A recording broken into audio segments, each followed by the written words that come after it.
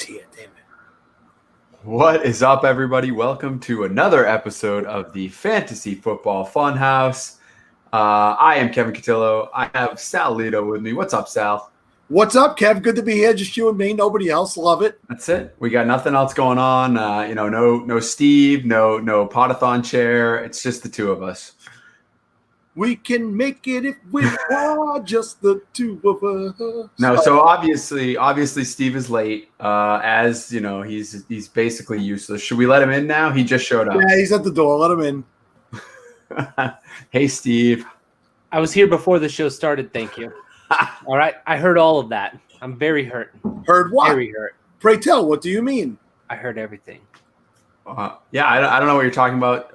We're happy you're here. We are very glad to be on another episode of the Fantasy Football Funhouse. This is our third episode this year, guys. It's impressive. I'm proud of all of us. I really am. We did it. I really am. And you know what? I got to be honest with you guys. I had no faith that both of you would show up again, considering our recent history. So I did bring in a friend to help us out tonight. Should I let him in? No. Any friend of yours is somebody I probably have to question. Yes. Well, you can question him all you want, but everyone loves this guy. Hey, J. Mike, how's it going, buddy? Hey, yo. Look at Yes, this guy. indeed. What Kevin is good? back up. The only guy that literally no one can say anything about. You win, Kevin. You win That's with right, the best see? guest. I got a few things. I'm just saving them. Sal, even you can't give Mike Jay a Mike's hard the man. time. He's the man. What is up? Good evening, gentlemen. Happy to be here with you on the Funhouse. This is a beautiful place you've got here. This is, we say, 3 episodes back with the reboot, the restart, the NBA bubble, if you will. I'm enjoying this. That's it. We're all in the bubble. We're in good spirits. We're all playing well. We didn't test you before we let you in, J. Mike, so we're a little nervous. But we'll let it slide for now. Yeah. I'm feeling a little warm, but hey, you know what? I'm gonna power through. All right. Well, that's awesome. So Sal was gracious enough to let me finally take the hosting reins back tonight. So that means the show's going to go off the rails super quick. But I brought J. Mike in to sort of soften the blow for everyone. So because everyone loves J. Mike. There's no question about that. Are we done kissing this guy's ass already? Can we do a show? Yeah. Listen, here's the deal. Before we get into the football, as Steve likes to call it, I was trying to think of something fun to start the show off with. And in order to do that, I actually looked at TV, which I never do, right? Because no one's watching TV these days. The movie Draft Day was on cable. So I wanted to ask you guys, we haven't, it's not obviously not draft season, but I know this is kind of a polarizing movie for football fans. Draft Day, yay or nay? J. Mike, since you're the guest, we're going to start with you. Do you like the movie Draft Day? I'm going to keep it a buck here with you, Kev.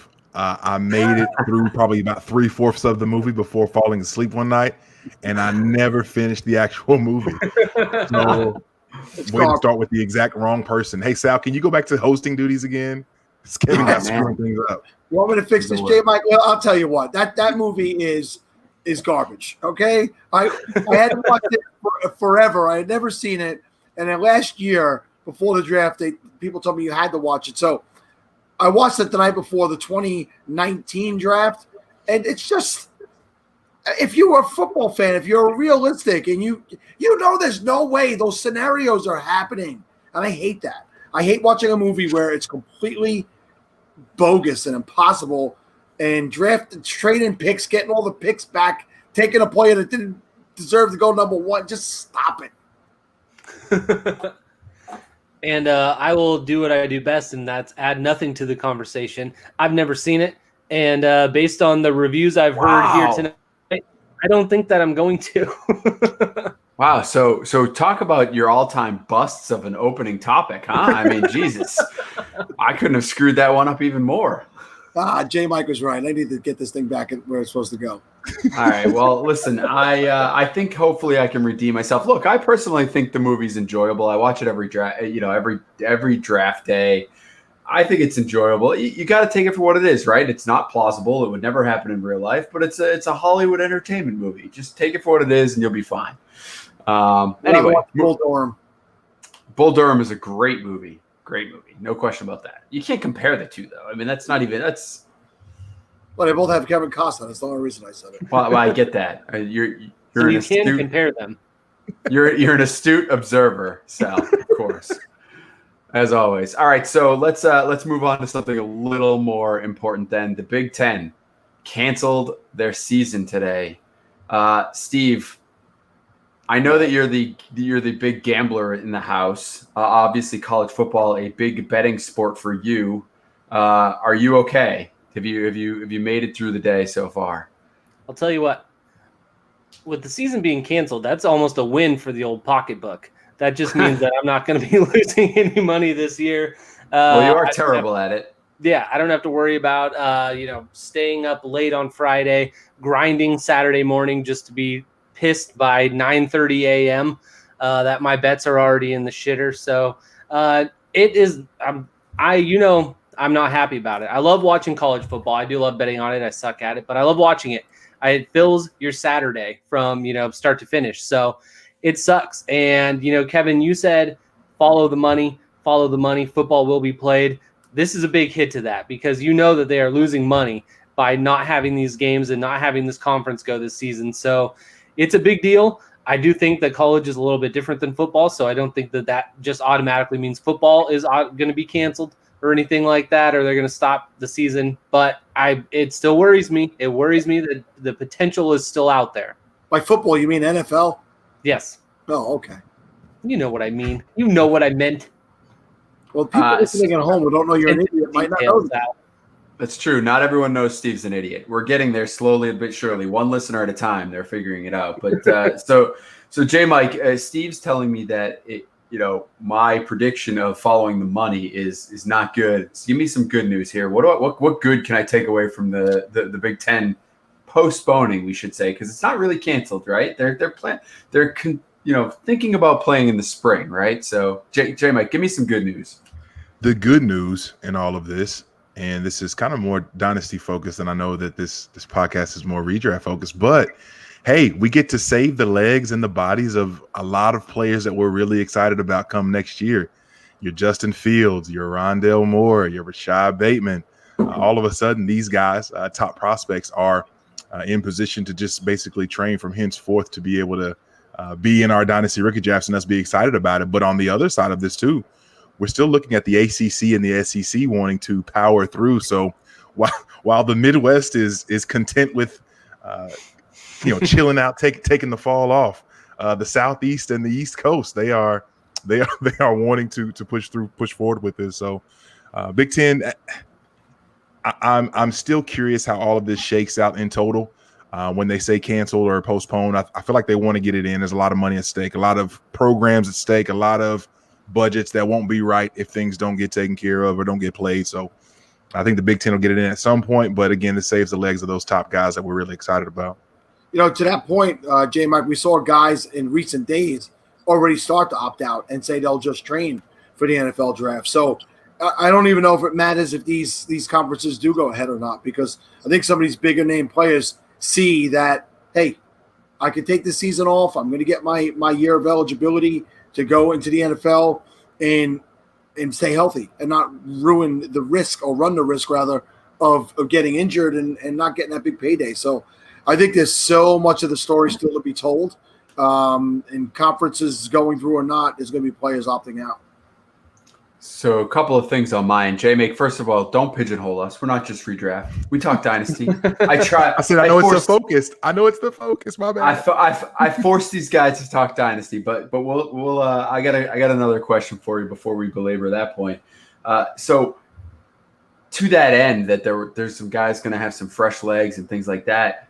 Is there anyone this season going into the college season that you can think of that specifically you wanted to see perform on because they had a down year last year or because they were a rising star that you wanted to see come through that you think still needs to get out on the field? And then the follow-up question to that is, who's the guy that benefits the most because they're top dog and not having the potential for a bad season is a good thing for them? I'll start with the second question first for me. The dog who you're glad that you don't get to see any kind of fall off is 100% Rondelle Moore. Rondelle Moore breaks any and all records as a freshman, Big Ten at Purdue. He crushes everything in life, and life is good. He gets injured, misses his sophomore season, and we watch the rise of David Bell, opposite basically of where he would have been playing and also putting up really good numbers. Now we come back to what would have been his junior season, and he doesn't have the chance to disappoint us now. All we have is his freshman tape where he's cooking and doing absolute work, and then he gets hurt in the middle of that last season, so no real disappointment. So he's now in an echelon that we can't touch, we can't fool with. He's going to be one of those top wide receivers to go. In terms of a guy that we wanted to likely see more from, I can't think of anyone off the top of my head aside from the running back that transferred from Oklahoma to Ohio State, Trey Sermon.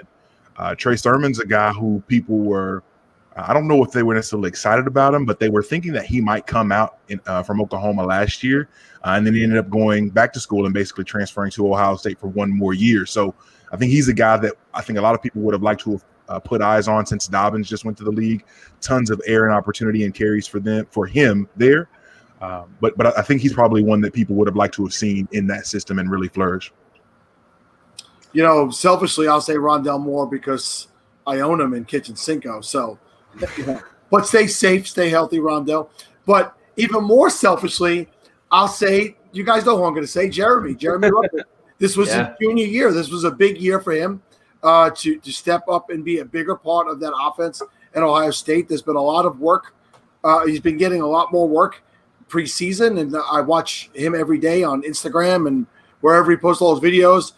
He's been mostly golfing with the tight end crew, but he's a kid who I've talked about 1,000 times everywhere I can. He's going to be a top NFL prospect. I'm imagining he's going to play all 4 years, especially now. It is friggin' curly head little monkey. Yeah, for me, it's Jeremy. And the only good news is maybe I'll actually be able to get him on a show now since he won't be playing or practicing. Welcome in, John Bosch. Like I told you guys, I have no faith in Silent Steve, so I brought in reinforcements tonight. Bosch, we were just talking about the cancellation of the Big Ten season, and I asked J. Mike if there were any college players that you are really upset that you're not going to get to see this year because you wanted to see them take a step forward, or is there any players that you think it's a good thing that they're not going to play this year because you don't get to see them take a step back and their value will hold? Oof. All of them. I mean, I understand the canceling season, and I'm somebody who supports that decision. But in general, it does completely suck from a fantasy football aspect. I'm going to miss it. And yeah, I mean, I've gotten a little bit heavier into the Devy fantasy football. So it's a blow. I mean, I would have liked to have seen what a lot of players were going to do this year. I have lots of Devy shares of lots of guys at this point. And honestly, I really don't know what's going to happen with them. It's kind of what it'll do to their market. I don't know that it's going to freeze it because people get impatient when they don't see anything.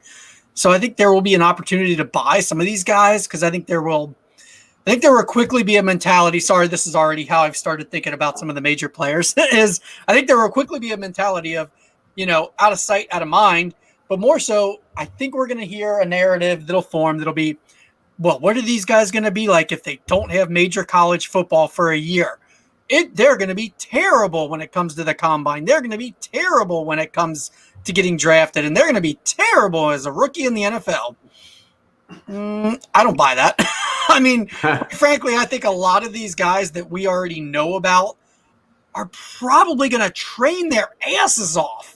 I mean, what a college football player does from the time that season ends until the time of the NFL draft. Well, to the combine, I should say. They work their ass off just to run a 40 in a fast time.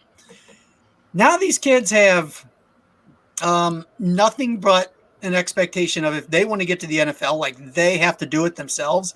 There will be some that probably it hurts. But I think there's going to be others that just put in the work themselves.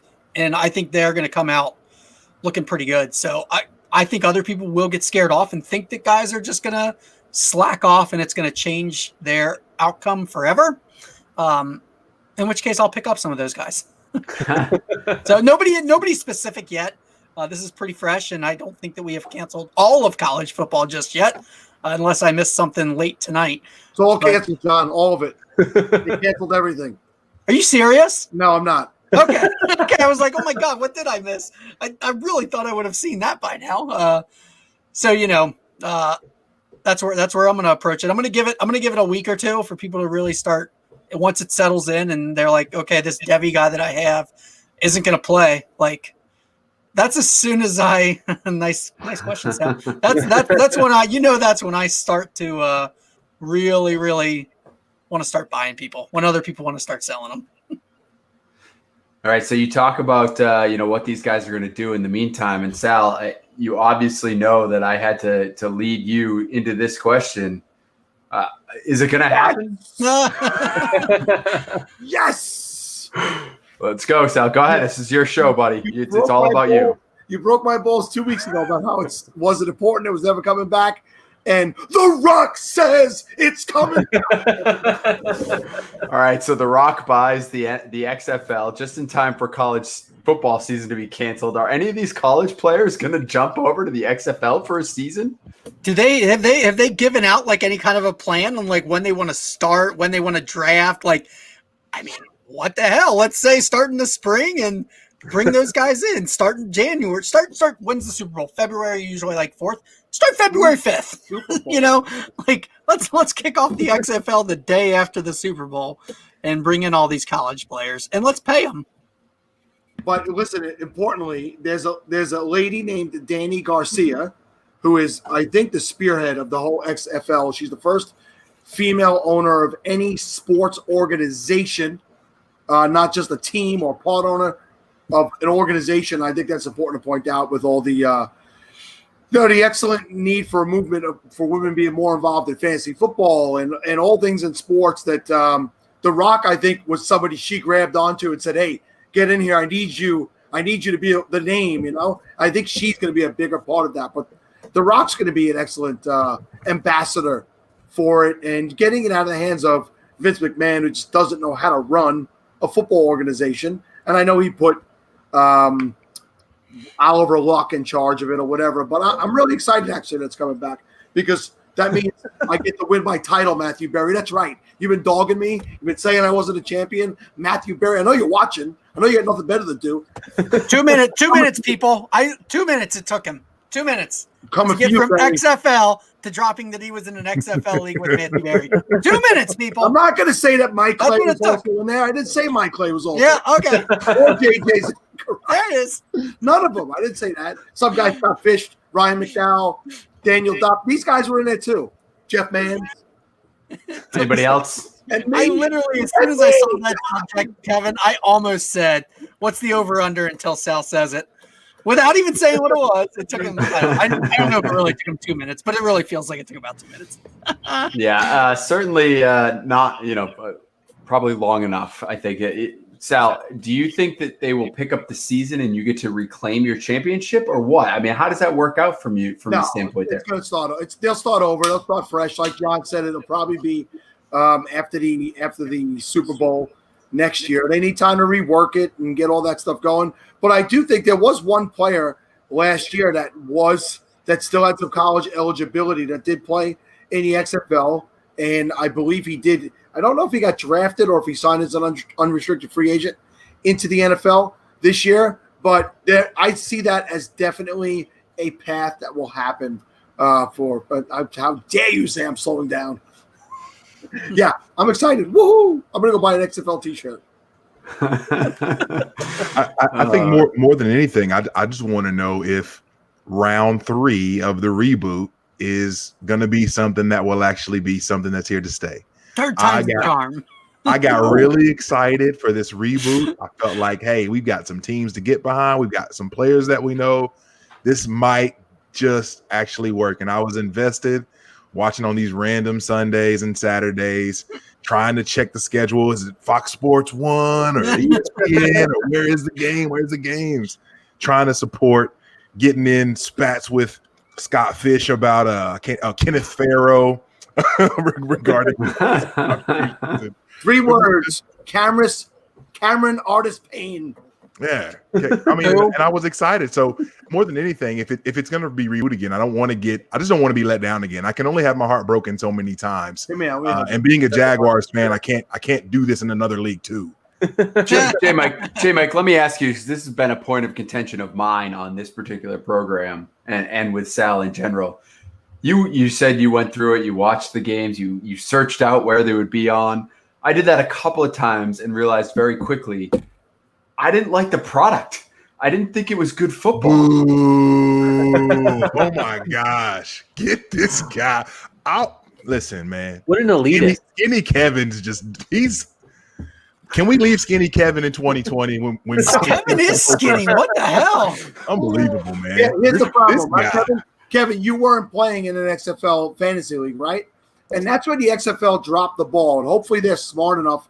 The AAF or the AFL, whatever the hell they were, they actually tried to incorporate fantasy football, and the XFL decided to completely not do it at all. And I think that was a big mistake. Any league that's trying to get a foothold, behind the NFL has got to see that gambling and fantasy sports, daily fantasy sports, are a key to the success of those leagues. Whether the purists want to say it or not, it's the bottom line. It's the reason 8,000 people have different podcasts like these podcasts is because we love gambling and fantasy. So hopefully there's a big emphasis put on that with the actual XFL. So can we tie these two subjects together? I assume everybody has seen, the graphic of the We Want to Play. And there's a line in there that says ultimately create a college football players association.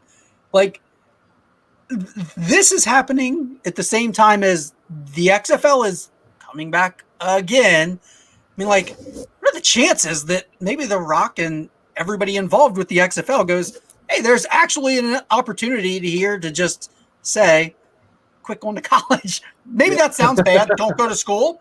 But who cares at this point in the world? Don't go to school. Come play for us. We'll actually pay you, and you can showcase yourself for the NFL, and then ultimately maybe get there. I know the idea isn't to just be like an NFL feeder system for every single pro league that has tried to start out. Maybe that keeps failing because what you need to do is actually be the NFL feeder. Maybe there is I kind of want to see that happen. It would be hilarious. I don't think it will. There's too much money, obviously, in college football for them to let that happen. But wouldn't it be amazing? I'm just not even the least bit shocked that Bosch is the one to suggest to everyone not to go to college now. This is a Bosch mantra to begin with. But no, in this case, you're actually right, Bosch, and I agree. And if the XFL could do something like that and convince players to go to their league as opposed to going to college, maybe by offering things like off-season college programs where they could help guys get even better. That's awesome. Distance education while they're playing. Yes, I completely agree with you. Educating them on the things they're going to need that's necessary in life. Give them both. Like trade school. You know what I mean? Like, they're already trying to do away with all the history. Who needs to learn history? Just get rid of it. Yeah, I think it could be a great. But here's the thing. God, let's hope it starts in 2020. If we're going to do a restart, let's not start it in 2020, Sal. This is it. If we're going to do a reboot, can we start next year? We're going to be back in the any day now. History started in 2020. We are starting at the bottom, baby. There's no place to go but up. Oh man, might be onto something there. That's not bad, actually. That's not bad. All right, so we say that there's definitely plenty of worse years in the world, but good God, 2020's bad. Well, probably some worse years. It was a tight race. But with the horribleness of 2020, do we want to continue down the show and start with some running back news? How about is this your new stud up there, Kevin? What's that? No. Oh, well, he's on the list. You're burying that story. That is your boy. Fine. I was going to build to it, but we'll just get to it. Let's just go. Lamar Miller. Who's on board? Who's happy about it? Came back. I picked him up immediately in a one league that had open waivers. So me. There you go. Friggin' John Bosch dynasty league somewhere too. One of those supremacy leagues. He's still on my roster. So sadly, he's already on a couple of my rosters. No, my bigger concern is, Kevin, what does that tell us about the guy that we tend to like and have in? I have him in a little bit less leagues than you, but probably not that many. It hurts. It hurts for sure. It makes you definitely question the health of Sony Michel for sure. That's the big one. Makes you question whether or not he's a guy that can, actually put together a season and be what we thought he might be. But I will say that the Patriots do this very frequently. They do bring in what they call camp players, and even in these times, I think it's even more important to do that, where they cycle through some guys, bring them into camp, get a feel on them, and then have them be a little familiar with the organization for when they need to bring someone in. So I could see that being this type, have him play in camp while Sony's recovering from his offseason surgery, and then cut him and have him ready, on standby. So I think that I'm hopeful still, but that's just because I'm a Sony apologist and I will always love Sony, and I'm stuck in that mold. But no, I was going to start off with Darius Geis. Obviously, we don't need to get into his situation, but we do need to get into the fact that he was cut. He is no longer of the Washington football team. Some people were starting to invest heavy in Darius Geis because you could get him for relatively cheap, and people thought if he could rebound from his injuries, that this could be the season where he broke out. What are we thinking about the Washington football team backfield now with Darius Geis on the sidelines? They can Peyton Barber, Adrian Peterson still there, and of course the darling of the group now, Antonio Gibson. J. Mike, we'll start with you. Are you targeting anyone in this backfield, and if so, who is it? Yeah, I'm excited to see. Here's the problem. If we were creating like a presidential card, if you will, I'd really love for the Washington backfield to be Gibson Love 2020. Like that would be really fun and beautiful and new and fresh and something to get behind with Ron Rivera. And, maybe somebody will give me some CMC vibes, Bryce Love and CMC rubbed elbows together in Stanford. So just maybe, maybe we can rekindle some kind of love and magic. And I think the sadness that's going to be when really the card is going to say Peterson Barber, and I'm going to be so pissed. I'm going to be so upset. I'm really excited for Gibson and Love, because if you look at what Bryce Love was before he got hurt in his last season at Stanford, I was so excited to see him as a player because he's so productive, so tough, so fast, so dynamic. But and then we look at Antonio Gibson, who everyone still is questioning, hey, like, can we really get behind the guy who's had 5 touches in his entire college career and be excited about what he can bring us at the running back position? But for the little bit that I was able to see on film, I'm really excited to see Gibson. I really hope that he's the one that really gets the nod. I'd be in on Gibson, and I'm in on Love as well for second or third for either of those guys, like a third for Love. I'd give up a third for Love, and I'd give up a second for Gibson too. Because the thing is, one of the things I feel like that a lot of the really smart people talk about when it comes to these situations is you want pieces of these ambiguous backfields because someone is going to end up popping. And I want to be a part of not the old dusty trail, but I want to be a part of what could be new and exciting in Gibson and Love. And Love, again, Love's healthy now. Everything's pointing to Love being healthy and ready to go. And basically his rookie season being a redshirt season, if you will, with guys out of the way. I'm really excited to see how both of those guys can fit into this offense. Do you think a second is really the price you can get for Gibson right now? I think it depends on who and when he was drafted, because before the hype got kind of wild, you could get Gibson in like the third. So maybe if someone's just thinking, maybe let me get just a jump on the investment, sure. I don't know that most people will be selling for a second. What would you say his market is right now? I'll sell for a second. That's what I'm saying. Like, do you think I can get a second? Because I have for sure. Yes. Right now. You think it's that easy? Absolutely. All right. I'm in 100% of leagues. I would. What do you got him, Johnny? I'd like to think that. I don't know. I'm gonna have to go. I know. I have. So I've never had faith in Geis, which has led me to have a decent amount of Adrian Peterson. I always had Chris Thompson. Still have Chris Thompson places. I drafted Antonio Gibson. I have Bryce Love. Like, I have a smattering of all these Washington football team. Love the name. Washington football team running backs. So I literally want to sell every single one of them. Buying, I'll probably buy Adrian Peterson if I have to buy one of these. If I have a contending team, like, dude, he's going to be the starting running back. It's how things work. It's going to be Adrian Peterson. We're all going to be so disappointed because we want to see Gibson and we want to see Bryce Love. We're going to end up getting Adrian Peterson, and he's going to end up getting like 20 carries a game and being fantasy okay. I won't be upset because I've been trying to tell Kevin for years that Adrian Peterson is not human. He's going to play forever. He'll play longer than anybody because he is a freak. He's like Bo Jackson type of freak, even though Bowie got the whole hip pulled out. But they're just freaks. They're not normal, right? So this guy's just going to keep playing. Yeah, so my fear with this whole backfield, I would love what J. Mike is saying and have it be Love Gibson, but I think it's more likely to be Love Peterson or Gibson and Barber. And in my mind, maybe you get a mix of all four, like you were saying, J. Mike, and then you're really screwed. I'm just very nervous about it. I would take a second for Gibson in a heartbeat right now. And Bosch, I do think you can get it, which is great. So if you're out there, sell him. Hey guys, I'm on the clock in the. I did say clock, Steve. I saw your face. Whoa, hey-o. In drafting with Giants, rewind that back. right now, drafted with Giants. I'm on the clock. It's the 18th round, and Kevin and my favorite wide receiver, Corey Davis, is still available. Tyrell Williams, Kenny Stills, Rashad Penny, or James Washington. Who do I want in the 18th round, guys? Who's worth the dart throw? Oh, OJ Howard is here also. I would probably dart throw on Corey Davis there. I don't have a problem with that. I mean, who is Tennessee's pass catchers right now? Me, AJ Brown, Adam Humphries. Sure, sure. Yeah, Ron I think. Smith.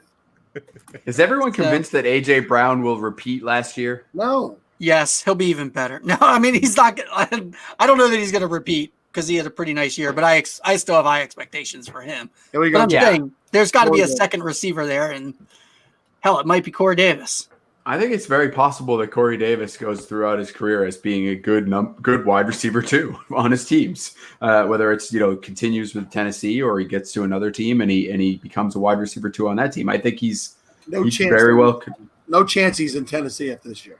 I mean, he's never lived up to the fantasy hype, but from an actual production standpoint, he's not been terrible. He actually has had some okay seasons.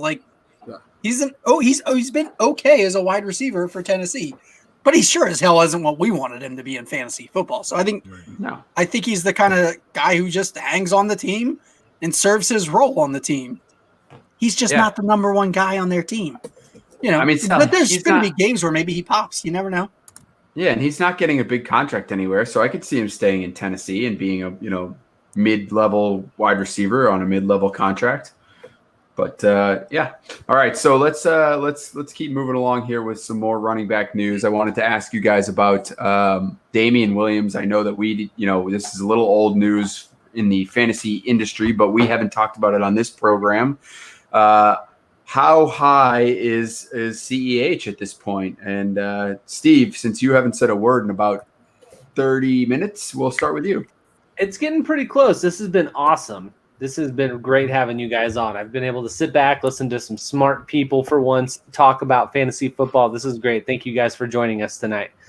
The Damian Williams thing was pretty big. I think he's still the most prominent fantasy football player to opt out of the season so far, the one that, kind of was the biggest shocker to everybody. And so what does this do to Clyde's draft stock? I've seen some people say, that he's a number one pick overall, which is pretty crazy. But I mean, a lot of people are saying he's at least worthy of a first round pick now. And if he's not in the first round, he's pretty close to it. I don't know if I would go that far. I will see when I'm put into that position. But I mean, he is now the lead guy. He's got the biggest chance on this new offense. And we've seen what rookie running backs have done before when given this opportunity. We saw what Saquon did when he came into the league. And I think that he finds himself in a little bit of a better offense and opportunity than Saquon did. So I like him. I think that he is definitely worthy of that late first round, early second round pick. I'll take a gamble on him and I'll see what happens. So that's it. J Mike, what is the official Clyde Edwards-Helaire nickname we're going with for the season? Have we landed on one so far? The one that I remember there being was from our good friend Matt Foreman and Riley Bymaster over from the Scouting Brief podcast here with the DFPN, and it was the Clydesdale. That was the one that they were running with and they were pretty excited about. So right, I'm going to continue with that. The Clydesdale. I wanted to challenge Steve for a second. I just want to say you said late first. You win. I just wanted to know how high, almost like the what was the game on? What was the game on Drew Carey? Help me out. Price is Right. Price is Right. Thank you. The little YOLO, like and if you got too far, you cliffhanger. Thank you. Also on game night, but whatever, J Mike, that's fine. It is a prominent Dynasty game night game, but sure, go on. Who the hell says Drew Carey? I mean, it's Bob Barker, for God's sakes. Listen.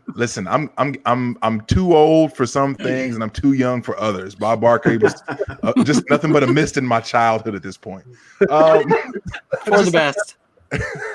I'm just curious how high you're going. So we've got the guys at the top: CMC, Barkley. We've got Zeke. We've got Kamara. You taking CH above any of those guys, Steve? Probably not above any. No, not above any of those guys. No. Okay, then we enter into the next tier of guys. Would you take him over either Michael Thomas or Devontae Adams? I probably would. Okay. Would you take him over? Yep. Keep going. I was going to say he would probably be the next guy that I would take after. He would probably be the next guy for me after that, especially so ahead of Derrick Henry, Joe Mixon, Dalvin Cook, those guys. Derrick Henry would be close, Okay. but definitely above the other. I would go above Dalvin Cook and above Joe Mixon. Yes. Okay. Derrick Henry would be close. Big CEH fan here. God, I'm excited about CEH. I'm gonna have to revisit my thoughts on this because I'm a little worried now. Too much in alignment with Steve. I would probably go wide receiver at 5. So I do, but once you've made the decision to not go wide receiver, if you're gonna go running back, I'm all aboard taking CEH at 105.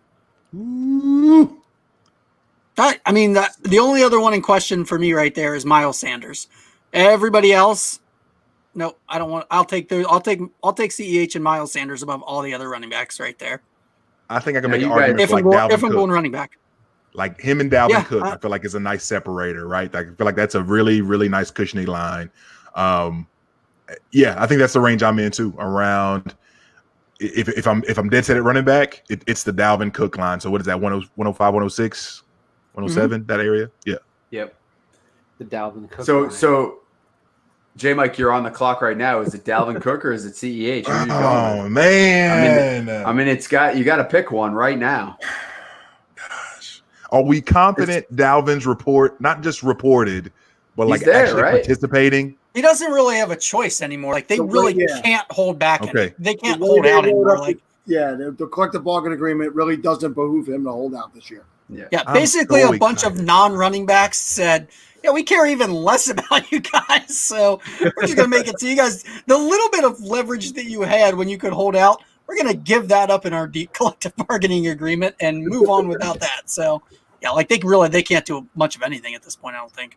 I love CH. I really do. I love this film. And just like Zach said in the chat, CH is one of 5 to 6 backs who really have a legitimate chance to have 200 carries and more than 50 receptions. You know the receptions are going to be there. The carries are the only thing that you even think about or can squint at and say, okay, maybe they'll mix in some Darrell Williams every now and again, Darwin. But no, I'm probably going Dalvin, and I'll kick myself for not having the courage in my conviction here for CEH. I would probably take Dalvin and kick myself later. So I'm curious why. Like, what's the deciding factor? Because I have no reservation in Dalvin getting 250 plus carries, and I have no reservation that he's going to get work in the passing game, and that everything in Minnesota is going to run through Dalvin. Period. I mean, Dalvin's honestly got a better backup running back than CEH has at this point. But somebody better to tell him. But Madison's not good enough to take from Dalvin's the thing, right? So if I know that Dalvin's if I know Dalvin's going to be good for close to 300 carries, and I'm very confident he's going to be in the mix of the 50 receptions, whatever that looks like, and everything is going to be going through Dalvin and the touchdown opportunity, everything else. Like, I have no questions about Dalvin besides is he going to report? And obviously injury, that's whatever. People get hurt. But in Kansas City, while they'll have scoring opportunities, at least this is what I go through. While they'll have scoring opportunities, like, how many times will a drive be cut short because Tyreek Hill or Mecole Hardman or Sammy Watkins or whoever just takes to the house 40, 50, 60 yards, and like that's the end of the drive. That's the end of the momentum right there. God, Like, I love that you threw Sammy in there. The answer, unfortunately, for Sammy, it's going to be not enough times, J Mike. But I love that you still threw him in there. Yeah, but J Mike, here's the thing though, J Mike. Couldn't one of those take it to the house moments be the Clydesdale? I mean, that's what that offense is built for, right? And he's going to be open too. And that's kind of what takes it to, sort of makes me lean a little bit more on the Clydesdale side than Dalvin Cook. I'm with you though. It's a real tight race for me. It's close. All right. I'll take CEH because he's younger. I mean, this is running backs. You don't like Dalvin. It's running backs. He's 2 years from now. He's going to be dead. About this season. I thought we were talking about this season. We're talking about right Dynasty, now. Just single season. Oh, gotcha. Oh, single season. Okay, then single season. Then I'm definitely. Then yeah, I kind of agree with you there. Sorry, my apologies. My dynasty mind was. My dynasty mind was all that works. Oh, redraft? Never mind. Forget everything I just said. I agree. Yeah, I would take Dalvin. Yeah, redraft. I would take Dalvin. Yep. My apologies. I'd still go wide receiver, but whatever. All right, guys. So I was thinking about something recently and wanted to talk about it with a smart group, which is why I brought better people than Steve and Sal on. Ooh, who's coming? So I was thinking about players that I think have a perceived loss in value this season. Whether it be from a dynasty perspective or even in a redraft, whichever way you want to go with it, but may have lost some value because they, brought in a rookie or something to that effect, but also aren't really expected to lose production. Amari Cooper was the guy that came to my mind, right? CeeDee Lamb drafted. People still think Gallup's going to be a thing being in the mix. And obviously the offense itself kind of runs through Ezekiel Elliott, but Amari Cooper is a guy that I think I've seen a little bit of a shift in value, a downward because of the acquisition of CeeDee Lamb through the draft. And I think his production is going to be about the same as it was last year, if not, maybe a little lower, maybe a little better, but it's right in that same range. So that was a guy I was thinking, what do you do with him? Do you go buy him right now because it's a little cheaper and then try to, flip him at the end of the season after another solid year of production? Or, those are that's the type of player that I wanted to talk about. So I'll see if any of you guys have any. I got a list here, but does anyone have anything that jumps out at them as a player that on that list right off the bat? Before anybody answers, Kevin, you're saying buy him now, sell him before the season. Are you talking dynasty now? Well, it doesn't matter. Yeah, I mean, obviously that would be a dynasty move if you're going to sell them after the season. I mean, you're not selling anyone redraft after the season. Dude, the prices I will give you in my redraft leagues after the season, you won't even believe. Right. Yeah. Right. I will sell almost anything for anything. I get really loose then. Yeah. So Nick Martinez is checking in and he says Gallup or Lamb, either over Amari. Yeah, I've said this on other podcasts. There's no chance Amari Cooper plays out that contract. There's no chance in my mind he's there after 2 seasons. I think it's this season, next season, and he moves on. So from a dynasty standpoint, I'm hoping he's really good or the same this year if I'm an owner and I'm selling him, because I don't think the future is bright for Amari Cooper. As a Raider fan, I watched him never live up to his full ability there. I mean, he had good seasons. He was definitely abused. And see what happens when you go to the Raiders. People just assume you suck, even if you are decent. But I don't know that I'm a Amari Cooper guy this year. And if I own him, I'm hoping he does well so I could sell him. So by the same production as last year, you mean like really good for a game, then like gone for a game, then like okay for a game, then like gone for 2 games. Now, I'm an Amari fan. Like, unfortunately, I'm an Amari fan. So I've experienced the, oh shit, he just didn't score any points for me this freaking week. Like, can't you get a few catches?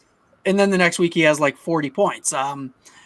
That's a tough life to live for a wide receiver that you have to invest heavily to get in. I will be buying him at a discounted rate because I still like him. Like I said, I'm an Amari fan. I'm going to like him wherever he goes. I do think his value is declining. I don't think it is impossible that it could rise again. So I'll buy him now. I'll buy him when he's cheap. I think he can go back up. I don't think he's going to continue to drop in value. A couple years from now, probably. Right now, I think he's a good time to buy him. Yeah, and I mean, the premise here is, too, that he'll have a similar production to last year. And while Bosch, I know, Amari may not be the best because he was up and down, so he may not be the best example. But overall, who's a guy that you have as a similar production for this year that you can get good, solid fantasy production for a cheaper value than you would have paid last year, right? So another guy that someone had mentioned to me is Zach Ertz, who I think that's a good one as well. Decreasing value, but the production this year should be relatively stagnant compared to last year. I don't see his value or his production going down, but you can get him for a lot cheaper now. So it's probably the only person in Scott Fishbowl who, when Mark Andrews was on the board, took Zach Ertz over him because everybody seemingly moved Mark Andrews ahead of him this year. I agree with that, Kevin. I don't see any reason why I should believe that an offense that has either inexperienced wide receivers or old injured wide receivers and will almost definitely have two tight ends on the field at all times, think that Ertz is going to lose value because Goddard's going to get more play. Goddard will play with him, but the guy gets ridiculous target amounts year in and year out. So I'm buying Ertz everywhere. You're getting him in redraft after those three guys and usually by around the fourth round. I'm not an early tight end drafter, but I'll take Ertz in the fourth round while passing on Kittle and Kelsey in the first and Andrews in the third. Absolutely. Yeah, what's weird about Ertz is that his value doesn't seem to be dropping for anything that he necessarily did or didn't do. It's just because Mark Andrews' value has shot past him, and for some reason, instead of them going, back to back, there seems to be a gap between him. So I totally agree with that one. And one that I thought I'm not necessarily for dynasty, but for redraft is going to be one that's been picking up a little bit more lately, and that's David Johnson. I don't think that him going to Houston is necessarily a bad thing for his game.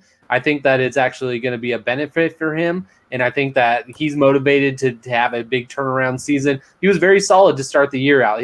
Of course, the health will be a big factor for him, but if he can stay healthy on that offense, he has a good chance to be return a very good value for where he's going in redrafts right now in the fifth round. Yeah, no matter how much coaches will tell you that they don't pay attention to the fans and the media and their criticism of the actual coach, they do, and none of them like to be proven wrong. They are going to use David Johnson. They are going to make it a point to use David Johnson and show that they, trading DeAndre Hopkins was not a bad move. And so I think you're right, Steve. I have a lot of David Johnson on my rosters, and I'm pretty excited about that. I do think his value is starting to sneak back up a little bit as we get closer to the season. So he's one that I think you're better off if you had bought a little bit earlier, but I think you're right there. Aside from the quarterback in that offense, who's the next best offensive player on that team? Brandon Cooks. Skill position player. Listen, Brandon. Holly Waring? Yeah, listen, don't you go tugging at my heartstrings, you son of a gun. I love Holly Waring. But no, David Johnson's the best offensive weapon in that offense, and the offense should run through him. You're going to get a bunch of people screaming Duke Johnson at you, probably. Yeah, but come on, Duke Johnson. I mean, I like Duke Johnson, and he's cute and all that stuff, but he was there last year with Carlos Hyde, and he didn't do anything impressive. So now I like the point that Steve made. He doesn't make a lot of good points, so I want to emphasize that. Thanks, Sal. Right. Kevin, I got one for you. I got Keenan Allen. Let's hear it. Ooh, Keenan Allen's a good one. Yeah, that's a good. For some reason, people seem to be down on him. I don't think he's doing anything wrong except for not being younger. Tyrod Taylor, I'll do that to you. Well, that's it, right? It's a quarterback situation. It's Tyrod Taylor, and then we all feel, if you don't, you're crazy, that Herbert's going to get a shot to start at some point this year. It just doesn't make sense. Bosch doesn't feel that way. Tyrod all the time. No. I definitely think Herbert starts. I definitely think Herbert starts. Ball draft because he's going to play second half of the year. But John, I forget. I think it was the Raz Bowl. I got. It's a 4-hour clock, and so I got auto drafted, and I was like, oh man, and it was Keenan Allen. I'm like, oh great, he was my number 2 wide receiver. I'll take Keenan Allen as my number 2 wide receiver auto draft in the 6th or 7th round, wherever the hell I got him. So yeah, perfect. I think the value is a little too low on him. He's still a low end wide receiver 1, right, or a high 2 at the worst. I expect him to put up wide receiver 2 numbers at least. Yeah, we got J. Mike. Last 3 seasons, I mean, right around the 140 target mark, like that'll make your day. I think that'll do with Keenan Allen. I will posit one Robert Woods. Robert Woods is a guy that I'm excited about, and when it comes to Robert Woods, what's really interesting is hot off the good old DLF presses there with ADP for August. You're getting him a full round later than Cooper Kupp. And you're getting him behind guys who you might like a lot in Dynasty, but still he's right here in this really sweet production area for wide receivers at 28 years old. So you're getting him behind Cortland Sutton, Calvin Ridley, DJ Chark, CeeDee Lamb, Terry McLaurin, Keenan Allen previously mentioned, and even Jerry Jeudy. So you're getting him in the Thielen range, which I'm really excited about. If Robert Woods is your number 2 wide receiver on the team, he's again a guy that's going to get it done between the 20s, usually not typically one that's going to score a ton of touchdowns, but the opportunity is always going to be there for him in LA as long as he's there. So Robert Woods is a guy that I think that you'd be hard pressed to not want on your team for the next couple of years. No, I every single year. Yeah, I think his production actually goes up. J. Mike doesn't even stay where it was. I got him late, John, in Power Hungry last year, and I paid up for him and Hooper, and then things went a little haywire with that team, but I'm happy now. Looking at him there, knowing the values in that league, I'm happy to have. In fact, I had him and Brandon Cooks, and now they play at different teams, so it worked out. Nice. Should trade Brandon Cooks to Kevin. I think he's a fan. I'll take him. I also think you guys are forgetting about Josh Reynolds. Can we just back up on? Yes, we did. On Robert Woods. Very forgettable. No, I have taken him as my last round pick in a lot of things. Here's another one that was given to me earlier today. Marlon Mack. Now, obviously, we got the rookie Jonathan Taylor coming in, so Marlon Mack has decreased in value significantly. I'd be hard pressed to say his production is going to be the same. It might go down a little bit, but I still think he's got a guy that has value. He's not dead. No, that's the thing. He's dead. Barring injury, he's dead. I don't think so. He's a running back. If Taylor's not injured, he's dead. Not for this season. I don't see it, and especially with these guys not being able to get in the training camps, right? Not having those preseason games. I think if we're talking dynasty, John, you sell him if you could get anything for him decent, or if he gets off to a little bit of a hot start. But I can't see Kevin the production staying the same, right? Because of Jonathan Taylor being there. So where he's going value-wise, by the way, John, I got auto-drafted him also. Trying to judge. I was on vacation. What do you want to say? My team is made up of guys that have really lost value. I buy him at his value this year. The question becomes, with Marlon Mack, after this season, remember, we've got the free agent class of all free agent classes when it comes to these running backs. It's going to be as star-studded as we've seen. So where will the musical chairs end? Will Marlon Mack have a seat at the table? Find out on the next episode of Crazy for Running Backs. We got a good class coming in next year from the XFL running back system too. So guys like Kenneth Farrow, you Scott Finch. One of them's going to land in previously the college football players. 2021 draft should have some good running backs in it. That's what I'm saying. It's Mac might have missed his window is kind of how I look at it. Like he had his chance, did what he did. I don't see him being a star anywhere. It took me 3 years to love him, and now he's dead. Yep, he's dead. 3 years. 3 years, man. That's a running back career right there. Take him when they're a rookie, like CEH.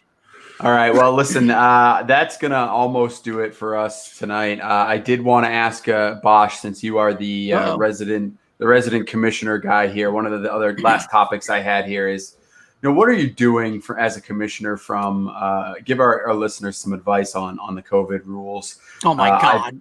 You don't have to go in Yeah, we only got like 3 minutes, so give us the basic rundown. But what's like the top 2 or 3 things the commissioner should pay attention to this year going with COVID rules? So the biggest things, one, go listen to Commission Impossible because we did like a 8-hour episode on that. Honestly, that's a huge recommendation. I'm not being sarcastic. Like Scott, Ryan, that they put together.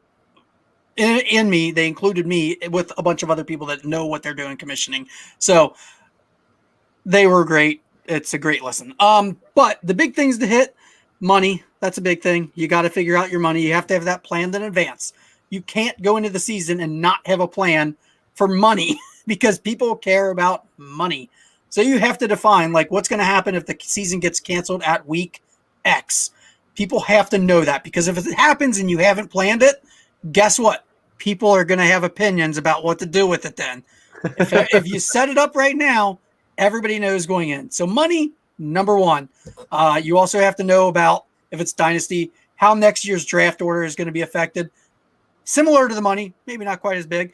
People are going to have opinions once the league has already started. So don't wait. You cannot wait till week 7. If the week season gets canceled in week 7 and then say, well, okay, now how do we determine the order? Because guess what? There's going to be 8 teams that are already out of it or whatever, or 8 teams that are competing and think that their position is going to be screwed. You can't have something like that. You have to have it defined going into the season. If it's just redraft, I mean, it's pretty simple. Give everybody their money back. No, if you have to pay your site provider, no, if they refund the money. I know MFL has put out their policy. It's week 7 to get through that. Then it's a full season.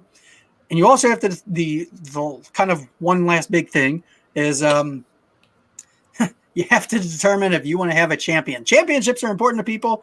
In all my leagues, I basically said, like, we're not going to have a champion. But even separate from the money, I think determining if people want to have a champion based off of something that's completely different from what you've ever done, just in case it's canceled halfway through or something like that.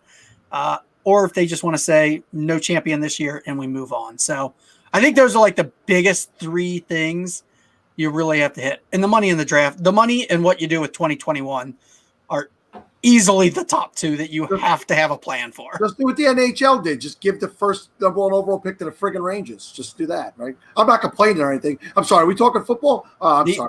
I'm sorry. What are you? What in God's name are you talking about? I'm sorry. Go ahead. The Rangers aren't they a baseball team from Texas? What the hell is going on in here? How dare you?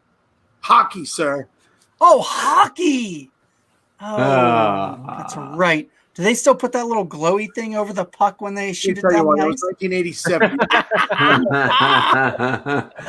All right, and on that note, we will wrap it up as we always do. We're going to do some final thoughts, and I'm going to put. I was going to say J Mike, but he is still laughing hysterically about a glowing puck. So we'll go to you, Bosch.